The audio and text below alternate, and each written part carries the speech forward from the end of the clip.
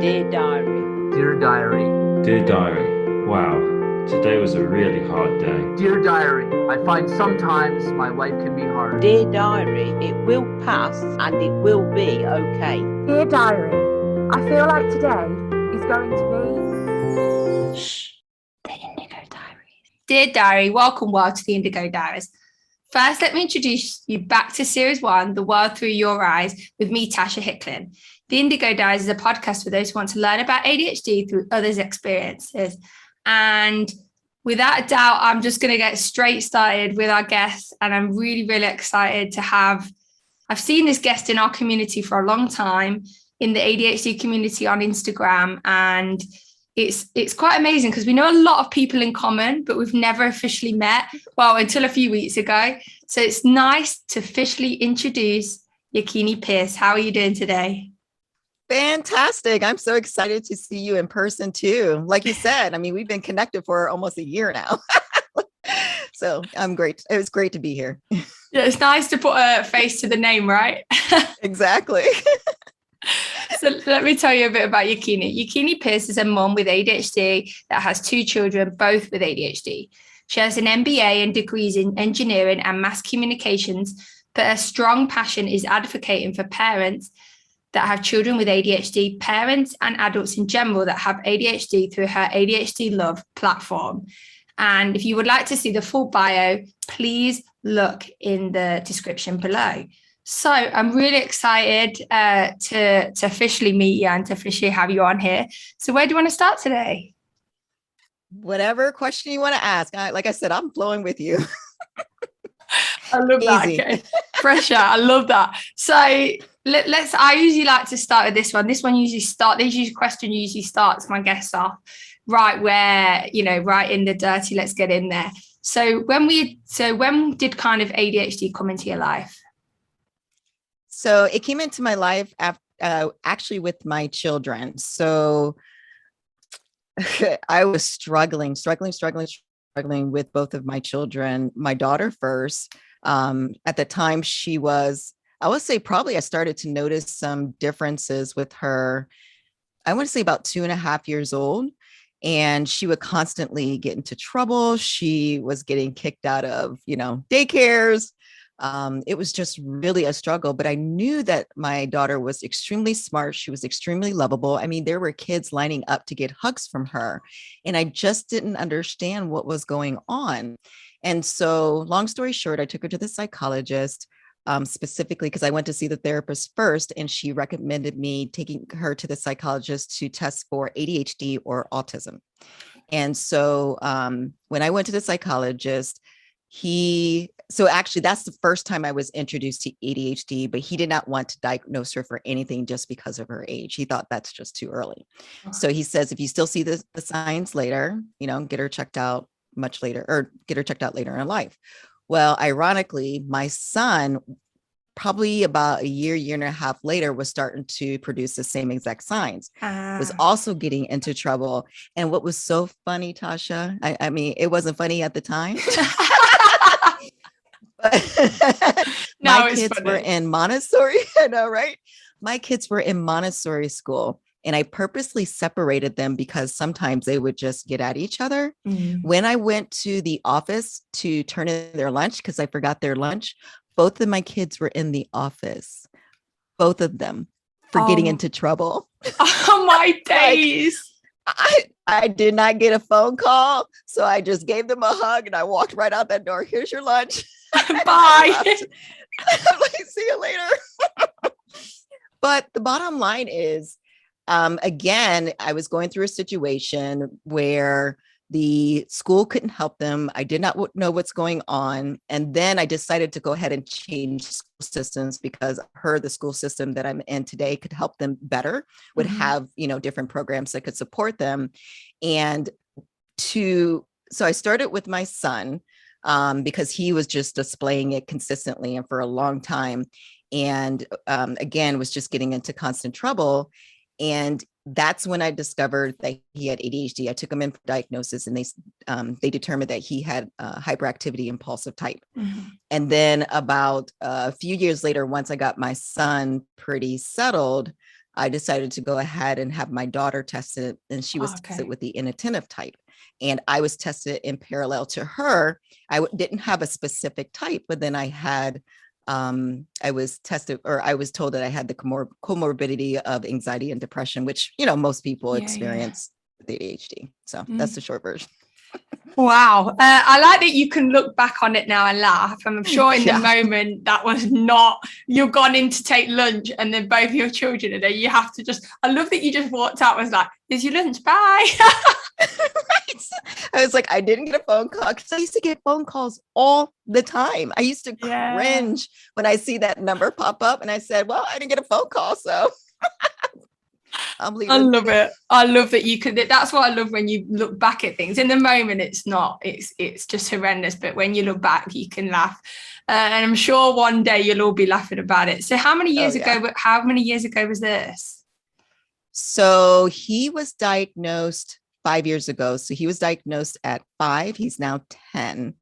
And then my daughter was diagnosed last year, and she was diagnosed at 11. So 7 years ago, this whole journey started. So it started when she was 4, because that's when I discovered ADHD. Oh, wow. And how did that kind of impact your family? I'm going to be honest with you. I was so ecstatic to have a reason why, just because, like I said, I just felt in my heart that they were just wonderful kids, and they were joyful kids. And, I just felt as if people could get to know the non, I hate to put certain terms out there, but the calmer side or the happier side, they would just absolutely love them. And honestly, they did love them. And I think that's why they worked with them. Every place that I put them, they worked with them as long as they could, because both of my kids are charmers. And so, and they really honestly liked my children. They just didn't know what to do with them. Mm-hmm.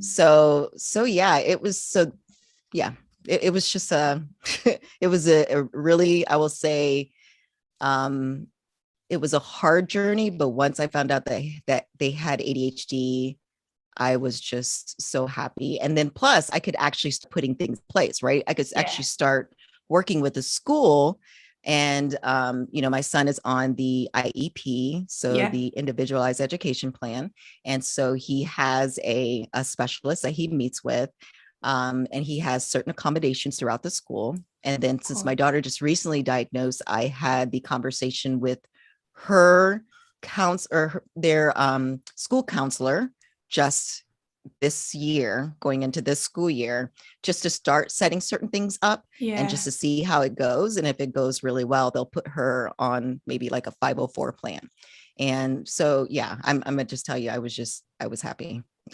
I was happy. I was not one of those parents that said, oh my goodness, there is my kids have ADHD. I was like, yes, there is a reason.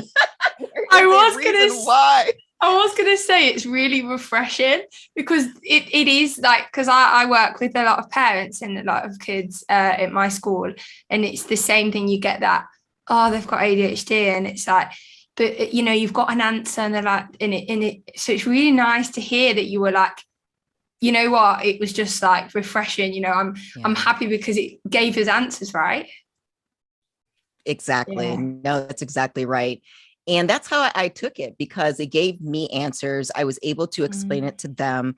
And it's really interesting, Tasha, as I've been going through this journey, one of the things that I have learned a lot is that everybody's not as open as me, right? My mom was very open when it came to health concerns or, changes in our lives. I mean, she was just always very open. So I'm that same way to my children, or with my children. So it's really interesting as I was going through the journey and connecting with other parents, other people who were diagnosed late, just how they experience finding out either their children had ADHD or they had ADHD. Some of them were really heartbroken, and that was really a different feeling. And I empathize with that 100%. It was just a very different feeling for me, because I can explain it to people, and I can explain it to people with authority. And I could so say, for example, when I sent them to camps, I was able to put a list together saying, hey, these are the triggers and this is what you can do to keep them moving, right? For example. So that was just a good feeling for me. That's amazing. But yeah, it is. Everyone goes on their own journey, right? Everyone's at different phases, different openness, different willingness, different wanting, different experiences. So it's fascinating how everybody perceives it very differently. But I'm with you. I was relieved. So I'm with you on that. So you said that your kids get a lot of support at school. Has that always been the way, or have you had to advocate, or have you always had that support? Yeah. So for both of my children, I definitely had to advocate for it. I started the process with my son because my daughter, how do I say this? It was kind of weird. She went from being very external with her emotions. So like when she got mad, she would scream or she would kick things or knock things over, to when she turned it internal, right? So Okay. a lot of the times it was perceived as nothing was wrong, but she was in, even though in my heart, again, knowing in my heart as a mom, I really knew that she was still going on a journey herself, and Yeah. I'll address that in just a second. But in the meantime, because my son continued to express himself externally, I really needed to focus on him, and Yeah. I really needed him to get the attention that he needed. So when my daughter, and I'm, if I go completely off tangent, just bring me back, because sometimes I forget the question. Don't worry, you're all good. Sometimes I forget the question. Go. I forget it. So anyways, with my daughter, one of the things, so let's start with him. So he got the support that he needed. I advocated for him. I called the meetings. I put like stacks of information together. So anything that happened in the previous daycares, I had that ready to go. When I walked into the school district, I had already asked a lot of questions. Some parents that had already attended, or their children attended that school. So I had an idea in terms of what I needed if I wanted to fight for the IEP. Yeah. And so I had papers from the daycare. And then also when he was in kindergarten, I had already started the process. So when I say I started the process, I had already started working with the teacher, trying to put certain things in place based off of what I researched and based off of what I knew about him. And those things by itself just weren't working, right? And so once I had all that information, I called a meeting. I said, look, we have got to sit down and talk about this. I really would like to apply for, however you want to say it, for the IEP for him, right? And I'm going to tell you, because I think it's because I prepared so well. When I walked into the door, by the time we were done with that conversation, they came to me. They basically said to me, he needs to be on the IEP, bottom line. Wow. So I didn't even have to really fight for it, because I was ready. And we had already tried so many things, right? So that was very helpful. Now with my daughter, like I said, she just kind of, about first grade, she just kind of flipped. And so she was a person that I needed to really watch closely, because she was in that stage where she was not expressing her feelings, even as a first grader. And so if she was having trouble, she just wouldn't say it, right? Okay. Before she would scream, she would yell, she'll yell at the person, she'd get mad and throw things, because she didn't really know how to self-soothe. But she never really learned how to self-soothe, even though she was internalizing it. So I just really kind of kept watch on her, and then just realized she also still was showing a lot of the ADHD signs, but she also needed that support and assistance. Now, I kept watch as I was getting my son settled. And then once I got him settled, I said, okay, now I really need to, put my arms around her and get her what she needed. So as soon as she was diagnosed, she and I had the conversation in terms of, she's 12 now. Okay. And she's in the 7th grade. And I said, what type of things would you like support with? Right. And she says, for example, fidgeting, she does, she just needs to do something simultaneously as she's working. So whether it's doodling or whether it is playing with something, because if you don't get that support, obviously they take those things away, right? Yeah, they do, yeah. And sometimes they'll take it away for the rest of the year. And so, so that was one thing. The one thing that I recommended to her, and that's what I did towards the end of 6th grade, is I put people in place. So she had somebody she could talk to at school if she was going through an issue. She had here we call it the Big Brothers Big Sister program. So she has a big sister here. She has my mom she can talk to, if she doesn't want to talk to me, and then she has me. So there's like different people put in place. So if I'm not somewhere, or she doesn't want to speak with me at that moment, she can speak to someone else that's just as healthy, right? And so advocating for her, I still advocated for her, but I did it just a little bit differently. She didn't need the full out IEP. Well, as of yet, I mean, we're still going through the process, but she still needed certain assistance and services. So like the counselor said, we met her before she started school, because this is a new school system. So it's all new. It's not a new school system. It's the same school system, but a new school. Okay. And so when we went to her, she says, look, anytime that you feel stressed out, anytime that you just need to get away, you can come to my office. We don't even have to talk. You can just sit here, things like that she needs.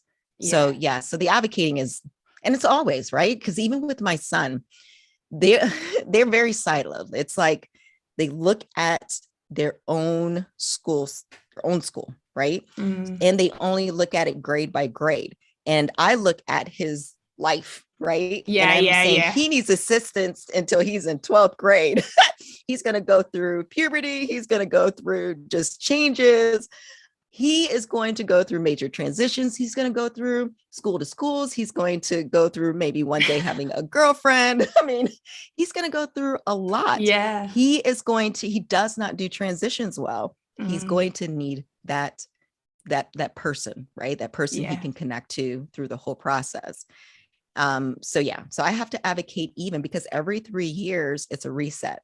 And so we all get back together every 3 years to see if he still needs the IEP. I'm like, yeah, he needs the IEP. Where right now, I don't think my daughter does, right? I think she would be good with the 504. So anyways, so advocating is very important.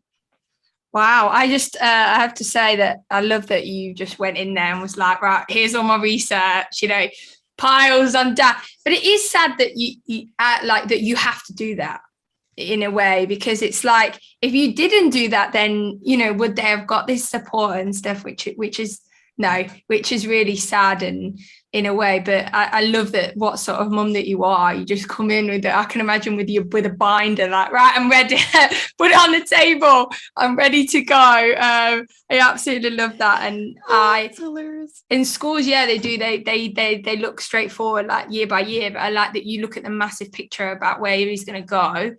And the fact that he's got you advocating, the both have got you advocating, is a very special thing.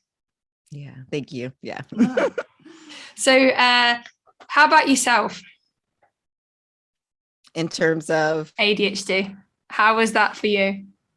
So for me, it was more validating, because as I was going through the journey with them, I had a lot of flashbacks, right? So of course you're researching so much, and I was researching, just trying to support them.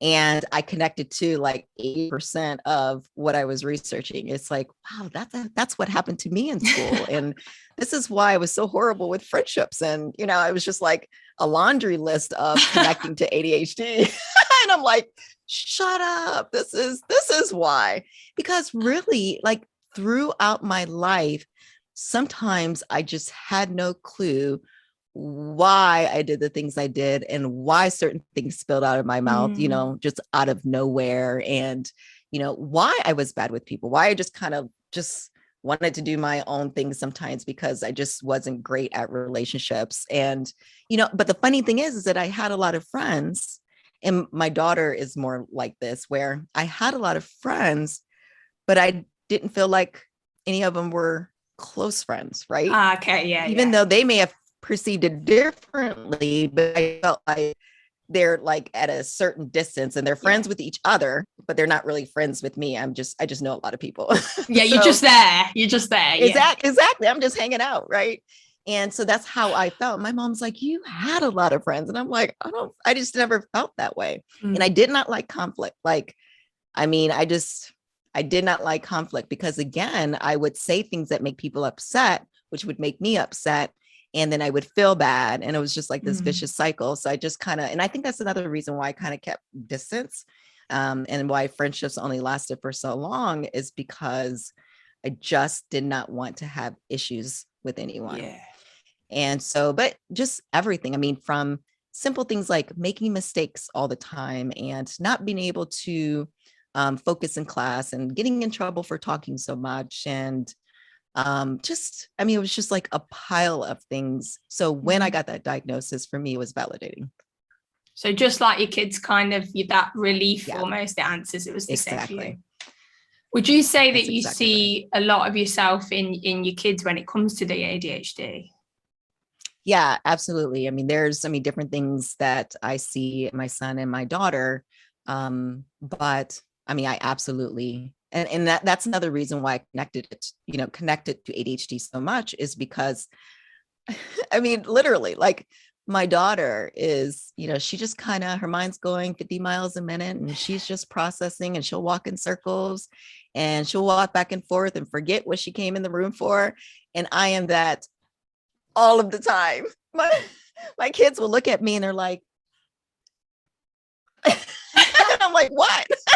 They're like, why are you walking back and forth? I said, because every time I get into that room, I forget what I need and I have to come back and figure out I remember that I need, my keys. I get to the room and then I do 5 other things. And then I walk back and I'm like, dang it, I need those keys. So I walk, they're just like, watch me. That goes for anything, my cell phone, just anything. So yeah, so there's always like those little, well, actually a lot that I see in them that's also in me. So it's just funny. It's funny to watch. I'm like, oh my God, they have it honest. Like, I feel so bad. No, not really. Again, just imagine these 2 kids just like sat in the hallway, like with their eyes just watching you. Here she goes again.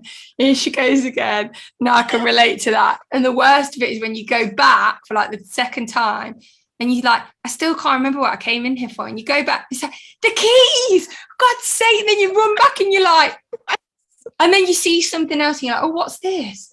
The keys. Yeah. I mean, I have literally traveled to the store. One time I traveled to the store 3 times in one day to do one recipe because I kept going to the store and forgetting parts of the recipe. I'm like, how do I do this? And I wrote it down. And that's why I tell people, I said, I will recommend different things to you, but I'm going to be honest with you. It doesn't always work for me, right? It's like, it may work for you, but sometimes it doesn't work for me. Yeah, and ADHD is so inconsistent that the stuff that you've got in place could work one day, the next day, no, Exactly. it's an absolute mess. That's exactly right. So there must be, with like a full kind of household of ADHD, it must be, I was going to say it must be hilarious, but it must be quite hard. How does it kind of all kind of be in one household? What's that like? I would say it's more on the hard part. I mean, we had to, especially the last, I would say 1 to 2 years, I really just sat down and focused on our relationship as a whole, especially between my son and daughter, and to the point where I had to get like a family therapist. I had my own therapist. I mean, it was just hard. It was hard getting them to really understand, even though I could see the picture, they could not see each other, right? Yeah. And they had a lot of similarities. They would do the similar things like talking over each other, which drove them crazy, right? Or being nosy, wanting to see each other's tablet or whatever, and it would irritate the crap out of them. And they would literally get extremely mad, not like brother and sister mad, like extremely mad. And so I had to sit down, and don't get me wrong, it wasn't that it started last year. It was a process over time. And so last year I said, okay, I need to sit down and get a family therapist, and we need to work through this, especially now that they're older, so they can process it better. Right. And so, yeah, it's hard. It's hard because, we're all impulsive. We all, can say something that and just flows out of our mouth and make, the other person upset. And it's just, I mean, everything you can think of that deals with ADHD would happen in our household between the three of us. So yeah, was, I will say it was harder the first, I would say 11 years. I mean, even between me and my daughter, it was just really hard for me because she was just so like frantic when she was upset. And when I took her to the therapist as a child, that's how I learned that she really just didn't know how to self-soothe. So it would just be this like extreme tantrums, or she would just get mad. I mean, I'm very open. So so I love it. And I tell my children, so they know I'm very open. So I remember taking my daughter to the therapist first. And so obviously when she's get there, like I said, she's a charmer. So she'll, she's talking to the therapist, she's doing her play therapy. And she says, I just don't see it. She says, why don't you do me a favor? And why don't you tape her tantrum? And I said, okay. So I taped the tantrum. I brought it into the therapist and she looked at that video and she says, I don't think I can help you. That's just how intense the tantrum was. Yeah, it was just that intense. And so having that, and then both of my, and then of course you have the leader, right, teaching the other person how to have a tantrum. So then eventually my son learned to have a major tantrum. And then if one of them gets in trouble, like the other one gets upset because they're in trouble. And it just, oh my goodness, it was hard. It's hard. So I will say that we are in a much better place. School's back up, so there's a little stress going on, but I can tell you it is nothing like it was in previous years. And I really think that the family therapy, I think the therapy for myself, because one thing I always tell people is that sometimes the way you're going to change your environment is by the parents, right? Yeah. So I had to start doing things a lot differently. Even though I started the process, I really buckled down in the last couple of years and said, look, I have to do things differently if I want a different result with my children. And that has really been helpful. So it's hard. It can be very hard. Now it's much better because they're more loving now, which we didn't have in the past. They talk a little bit more, which we didn't have in the past. So there's things that there's ways that they have truly grown together. Like, for example, my daughter had her first soccer game last week, and my son was excited about going, and he got to the soccer game and he's like, I want to go say hi to Raina. Let's go walk down and say hi to Raina. He would have never done that a couple of years ago, So so it's just so pleasing to see how they are starting to really enjoy each other and grow together, which makes it easier for me, but also I'm also changing me to make it easier for them. So I love that. I think that's amazing to say, like, it's up to the parent as well. And, I'm looking at myself, not only as the kids, but on myself. And I think that's, for me, that like seeing that, I can feel like your energy when you're talking about your kids and how much they're grown. And it's really like very warming to see that you've really not only worked on your family environment, but you've worked on your own environment, and then their own, and then together, right? So would you feel like, do you still have family therapy and your own therapies? Did you still go through that? So my personal therapist thought I'm in a good place right now. So she's just as needed. Yeah. And then the family therapist, actually, this is not because I wanted to stop. She was actually I guess you would call it like a student, which I didn't really realize, because she did really good with my daughter. So, she gave me a list of another family, a bunch of family therapists. So I do plan to continue it because I do not want to lose this, especially their stress gets a lot higher in school. And obviously the higher grade they get, the harder school is, which is the more stress is going to be coming back home. So I really want to get back into therapy just to keep things balanced. So that's what I'm doing now, is looking for another therapist. So, but I truly believe in family therapy as long as we can do it until it's clear that we are in a good place. Yeah. Wow. Well, we're going to end the first half with everyone's in a good place and everyone's smiling. We're still smiling. And we're going to come back and we're going to go and talk about more about what's happening now and kind of what happened in lockdown and kind of how we met, well, how we officially became connected. So thanks, Yakini, and we're out.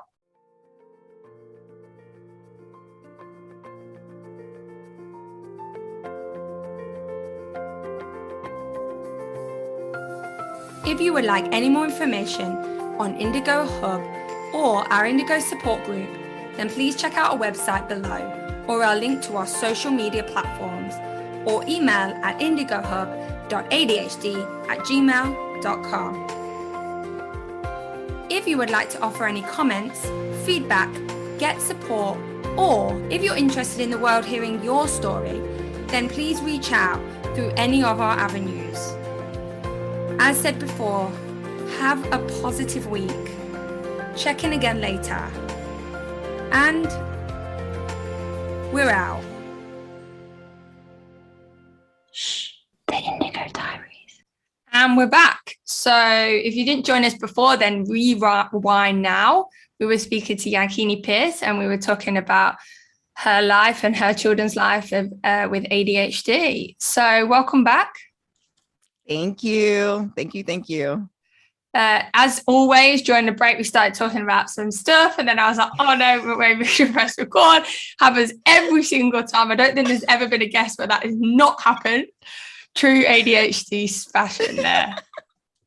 So where do you want to start? Let's start with, okay, so what happened in lockdown last year? How was that for you with kind of everything?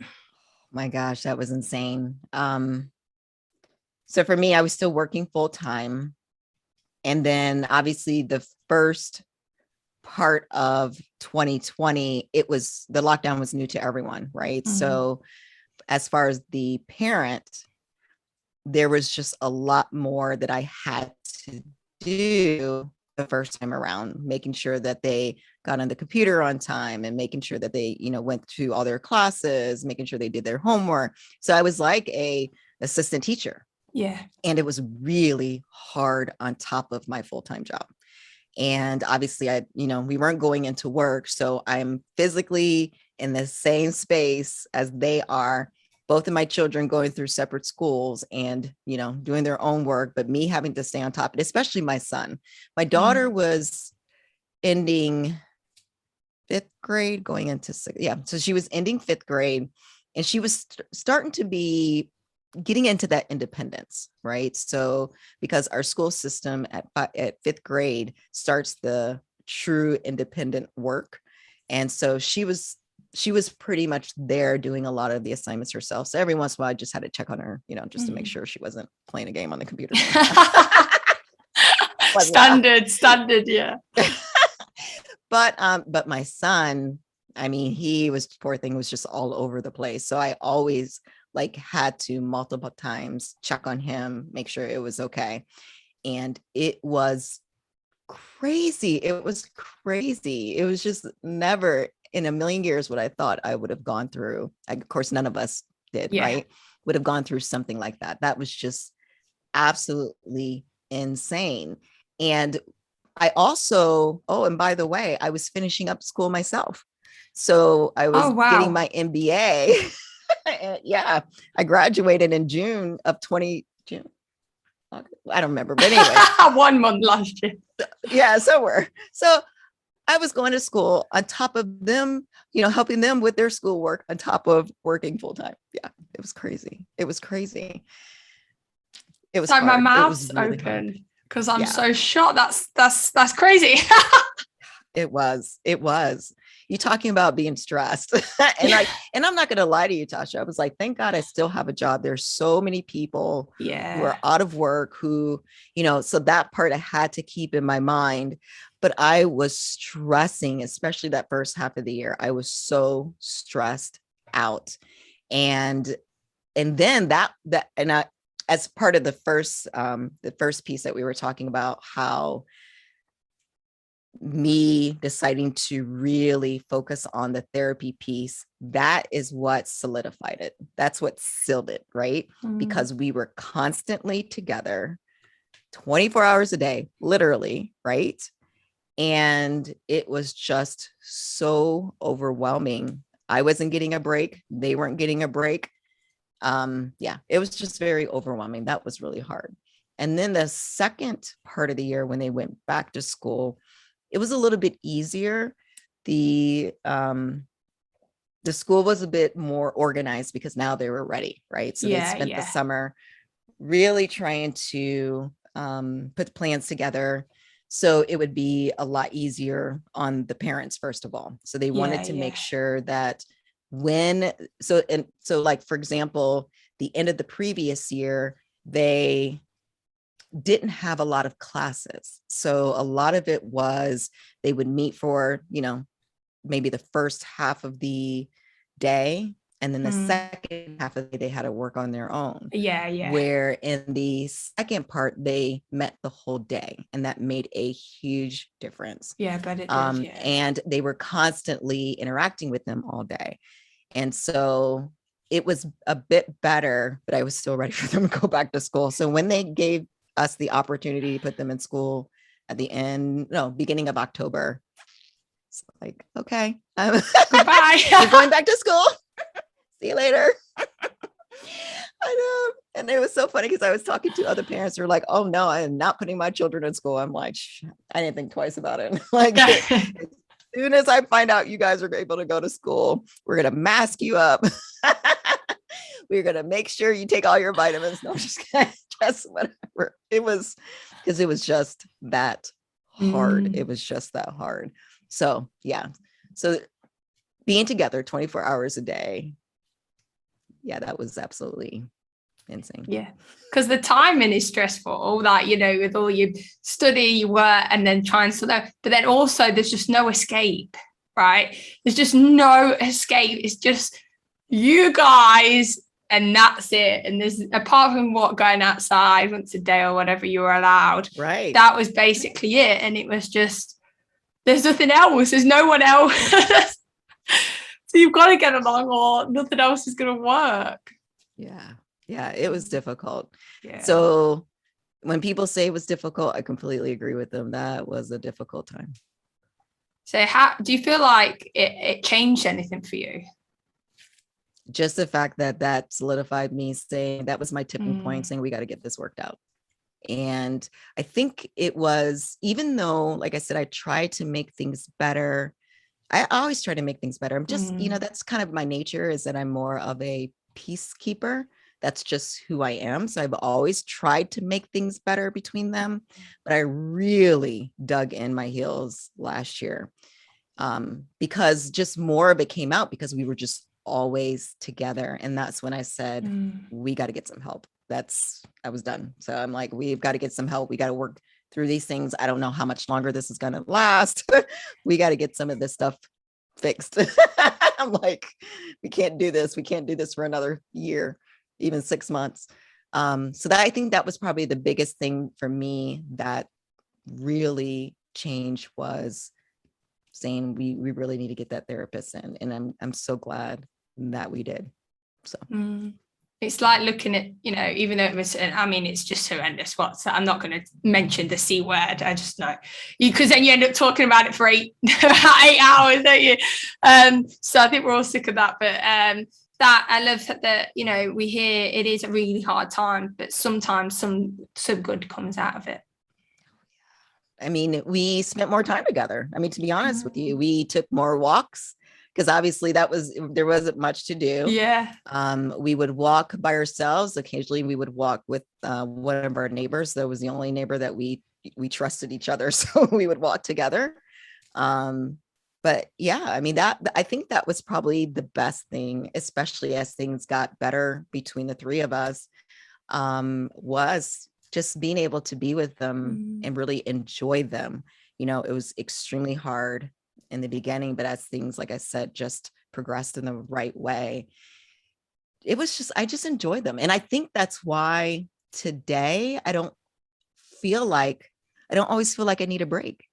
And I think because we've grown together, right? Yeah. And even through the beginning of this year, we've really grown together, and I just enjoy them now.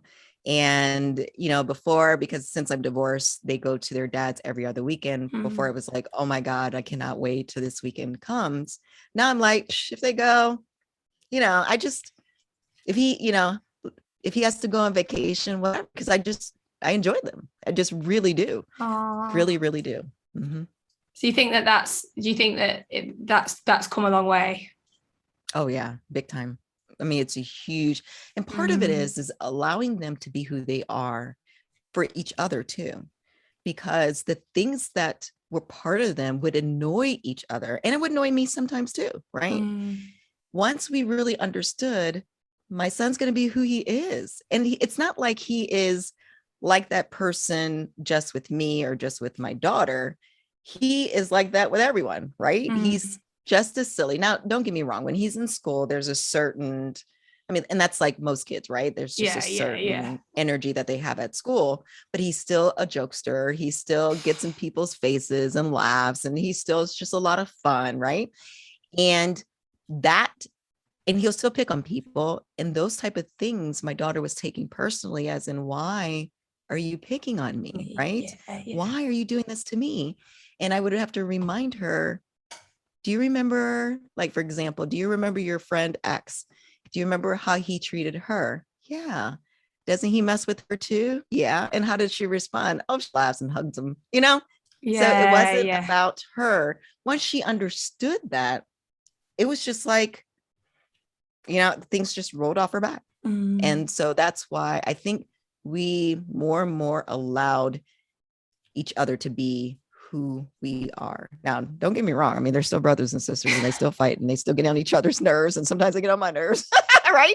But that seriousness around it has.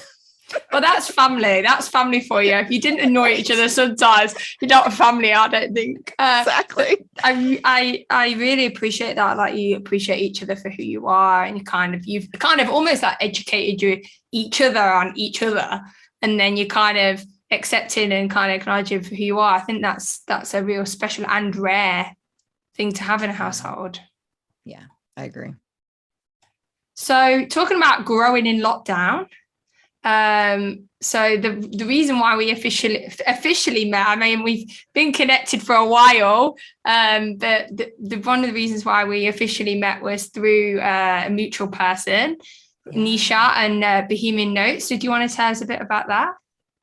Yeah, so I'm not gonna lie, you guys, I had to have her, give me some give me a write-up, because again, ADHD.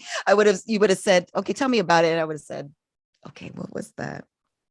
So, okay, so it's about real stories by real women in the latest box series, again by Nisha.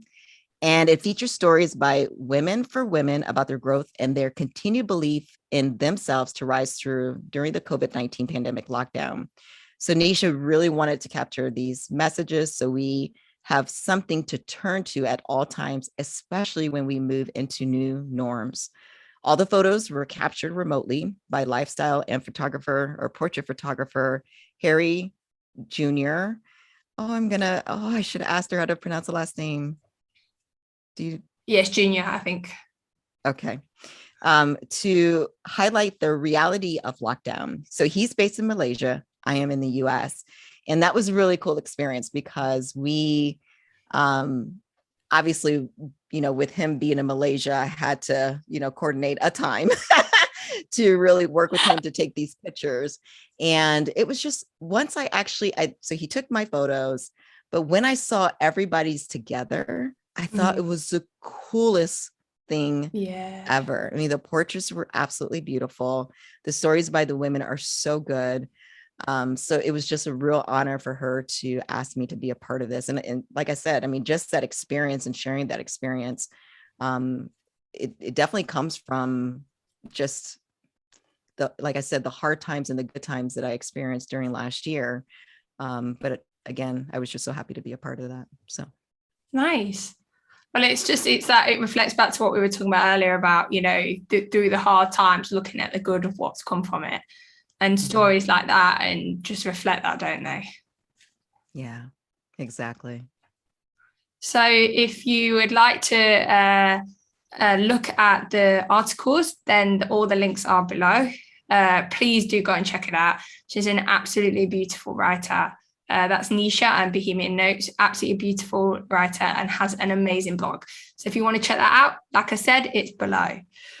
So let's talk about ADHD love.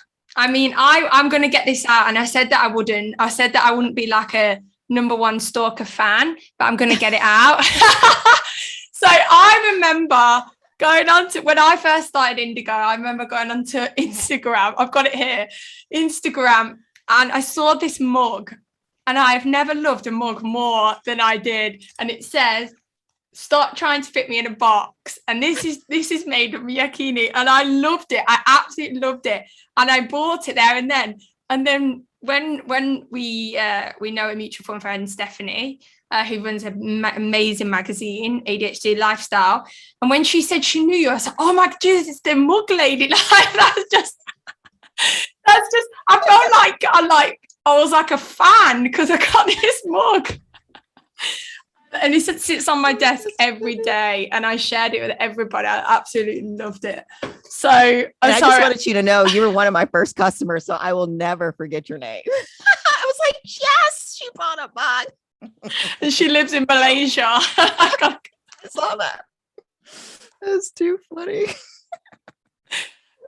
So yeah, I absolutely sits on my desk every day. So I just love that saying, and I say it all the time.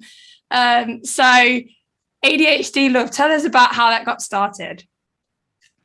Yeah, so as like I said, as I was going through my journey, one of the things that I realized is that I just couldn't find the information that I needed to really walk through this journey as a parent, as a mom, as a woman, having 2 children, going through this process. And on top of that, I just felt like I was the only one going through this. So at the time, I didn't realize there was this whole world of ADHDers and parents with, ADHD and parents that have children with ADHD. I just didn't know that existed. And one thing that I wanted to be is I wanted to be a rock for people, and I wanted to be a platform of information. So my goal is to talk to everybody about everything, every aspect, whether they're parents, whether they don't have to be parents, because what they're going through, their children may go through. And I'll talk to, children who parents thought they had ADHD or who don't believe in ADHD. I mean, just every aspect. And I just want people to be able to, like I said, have as much tools or as many tools in their toolbox so they can pull them out as they need to, or try different things, right? And so I interview, most of it right now are interviews. So I interview professionals. I interview, like I said, other parents, and just anybody who wants to talk. I even interview people who support an ADHDer. So like, for example, the last person, one of the people that I interviewed, she doesn't have ADHD herself, but her husband does. So we talk about, what does she do to support him? And what does he do to explain what's going on with him? You know what I mean? Just that full picture. So that's the big picture. Well, that's part of the picture. The bigger picture is I also want to have, information at their fingertips in terms of blogs, or not blogs, free books that they can read, something that I put together, or I have somebody write, or, my bigger vision is, one day maybe I'll have like retreats or, things like that where people can come, because I really want people to be able to come to a retreat, whether it's as singles or as parents, and just be loved on, and then also learn about ADHD. Because one of the things I know is the stress that I've gone through all of these years, and how some days it feels like it's unbearable. And, how many days I've had tears in my eyes, or just crying because I just didn't think I could make it through another day. And so I would like to have these treats to let people know, first of all, they're going to be able to get through it. And whether like I said, they get through it as a couple, they get through it as a single person, but also it would have some classes and teachings, just some basics about ADHD, how to work with the children, how to work with each other, how to find resources, just all those type of things. So that's kind of my my bigger goal. And then I also plan to start a coaching piece probably later on this year, beginning of next year, that type of Oh, thing. nice. So, yourself? I'm taking some classes now. Oh, nice. What, yourself as a coach? Myself as a coach. Yeah, I can see fun. that. Yeah, amazing. Yeah. Amazing. And your platform is great. I want to know where the word I just want to know where ADHD love came from.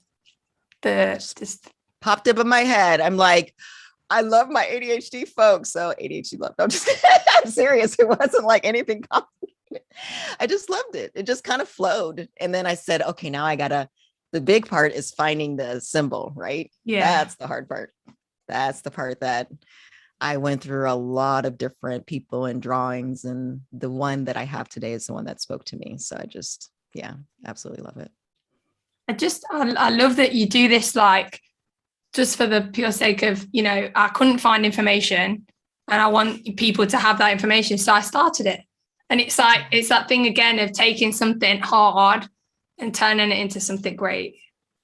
Yeah. I just wanted people to feel like they have a community. There's a lot of good communities out there. Don't get me wrong. But there's also a lot of unhealthy communities. And I think that's another reason why I started it, was because when I was looking for information, I would cross communities that just made me cringe, and almost just, people were getting attacked by the questions they would ask. Just the mean things that people said. So they felt like they were not being supported. These were just honest questions. And, people should be able to be honest with their questions. As long as they're not degrading or disrespectful, they should be able to be honest and not get ridiculed. And so I just wanted to also build a safe place for people. Yeah. And I think it's so much, I don't want to say bad, but bad information out there and not helpful and kind of destructive things. And it's kind of trying to create new ones and really legit, really just, this is the information, this is facts, and this is my experience. And that's what I really love about it. ADHD love. That's what I love about ADHD love. Get it? ADHD love. Yeah, that would be my son. So I love the retreat ideas. That's great. I mean, that I've never heard of that before. So that would be incredible. That would be fun. That's probably down the road. So anybody else wants to do it, they can, because there's enough people in the world. There's plenty of ADHDers in the world, but yeah. And actually, it was interesting. I was talking to this lady. She and I are on the same wavelength, because I was thinking, you know what, maybe I would do a retreat. And she was like, oh, we can make it like luxury, just again, just a way to spoil them, right? Yeah. It doesn't matter who you are, what background you're coming from. It's just a way to know you have people around you that support you, and we're going to give you good information that you can take with you. It's just, the stress can be just unreal. So I just want them to be able to, like I said, just come to a fun place. So. Yeah, bring in the love. Mm-hmm. Bring in the love. I love it. So what's next for you?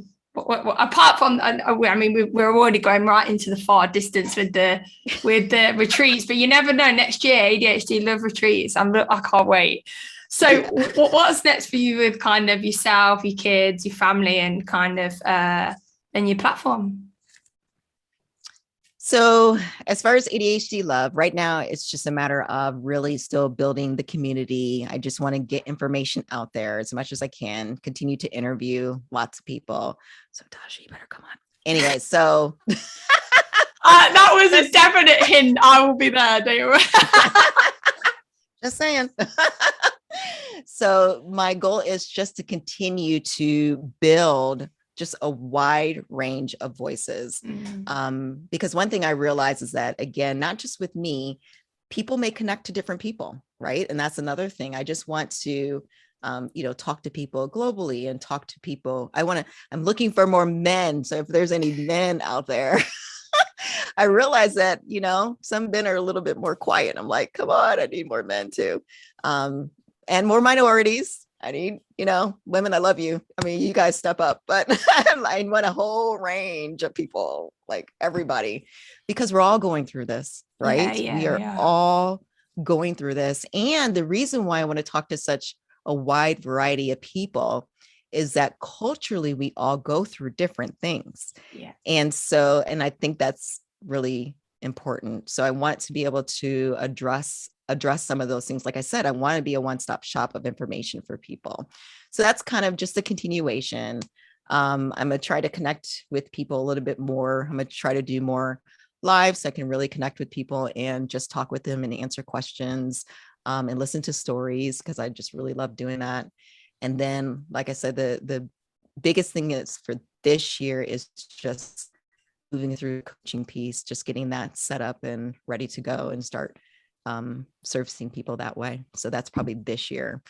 And just with the kids, it's just a matter of keeping them active and keeping their mind healthy and their heart healthy and continuing to build their relationship with each other. So by the time they get to high school, because they'll both be in high school together, there'll be a strong supportive system, because that's one thing I always tell my daughter, because my daughter's like, she has, like me, and like I said, just lots of friends, right? But they come and go. And she really, I want her to see her brother as a really solid figure for her. So whenever she's going through anything, he will be there, and vice versa. So just really continuing that relationship building and just getting them through school, one day at a time, and continuing to support them. So, if something comes up, I try to be on top of it. As they get older, I'm trying to teach them how to be more, try to advocate for themselves more, because I want to slowly release those reins and have them speak up for themselves. Because like, for example, when they transition to college, I want them to be able to ask for what they need and not wait till the last minute to get into, any struggles. So, so yeah, and then just loving life, just trying to move through it in a happy way. I'm like, there's just too much craziness in the world. I want to, I'm a realistic person, but I'm on the positive side of the real. it's just too much going on. I love it at the end. Yeah, just so you got this, just get through. Just go, just keep going. Oh, absolutely incredible. Like, just incredible. The like you talked about how far you've come and the stuff with ADHD, the stuff with your kids. And I wish you all the luck, especially with your coaching. I think you're going to be incredible. So I wish you all the best with that. I appreciate it. And thank you. Thank you for having me. This was awesome. No, I appreciate you coming on. And I heard your little come on to my podcast. So I'll message you. And I love that you even put your hand across as well. Yeah, see, they didn't see that part.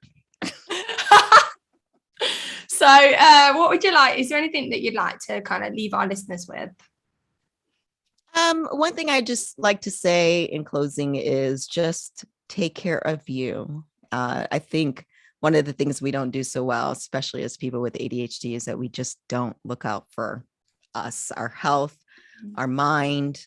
We tend to allow a lot of things really to dive in deep into our soul. So the bottom line is just continue to love on yourself and then take care of you. If you're a parent, really love on your children. You are going to get so many frustrating moments. You're going to have so many frustrating moments, but there's so many good ones, and just cherish those and, live through those. So love on your kids as much, because they need it too, right? They just need to feel safe. So be that safe place for them. So that's all I have to say. Wow. Thank you. Take care of you, like it, and be that safe space. So thank you so much again, Yakini. Thank you, Tasha. So it's been such a pleasure to finally, officially, after about a year of having this mug and being a weird fan, to finally have officially met you. Very honoured. And yet again, we leave Indigos with another inspirational story and someone else that you maybe can relate to in many ways. I just wanted to say, as we finish today, please reach out if you would like to share your story with others. because it can make a huge difference. And look out for next week as we continue on with series 3, The World Through Our Eyes. And all the information that we've been talking about is all below. So that includes ADHD love and Bohemian Notes. Everything is always below. So yeah, take care of you. Just like she said, take care of you and try and be that safe space for yourself and for the others around you. So signing out, Indigos. See you soon. And we're out. Dear diary. Dear diary. Dear diary. Today is ending. I'll check in again tomorrow. Tomorrow is a brand new beginning. Good night, sweet dreams. I think tomorrow will be